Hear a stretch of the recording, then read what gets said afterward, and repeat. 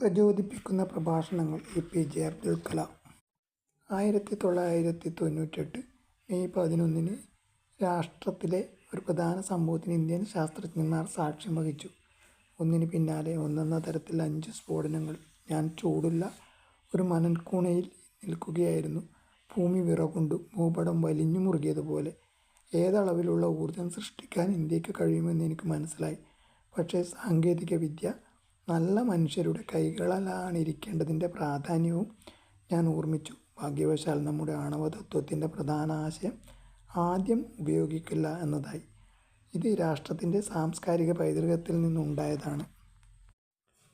പ്രിയ സുഹൃത്തുക്കളെ, നിങ്ങൾക്ക് ശ്രേഷ്ഠമനസ്കനായ മഹാത്മാഗാന്ധിയെപ്പോലെ ആയിത്തീരാൻ ആഗ്രഹമുണ്ടോ?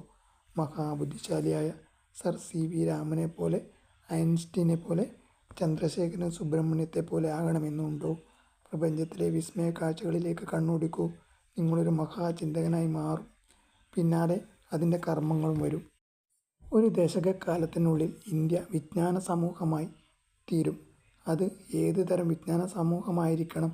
വികസിത ഇന്ത്യ എന്ന ദർശനം യാഥാർത്ഥ്യമാക്കുന്നതിനുള്ള അടിത്തറയൊരുക്കാൻ വിജ്ഞാന സമൂഹത്തിന് വികസിത രാജ്യത്തിൻ്റെ മുഖ്യ സൂചകങ്ങളിലൊന്നാണ് അതിൻ്റെ സാക്ഷരതാ നിലവാരമാണ്.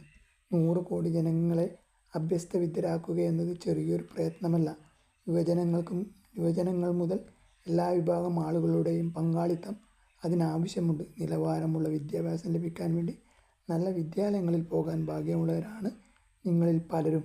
പക്ഷേ നിങ്ങളുടെ സഹോദരങ്ങളിൽ പലർക്കും അതിനുള്ള ഭാഗ്യം സിദ്ധിച്ചിട്ടില്ല. പ്രത്യേകിച്ച് നിങ്ങളുടെ സമീപ ഗ്രാമങ്ങളിലെ ജനങ്ങൾക്ക് ഉള്ളവർക്കും ഇല്ലാത്തവർക്കും ഇടയിലെ അന്തരം നികത്തുന്നതിനു വേണ്ടി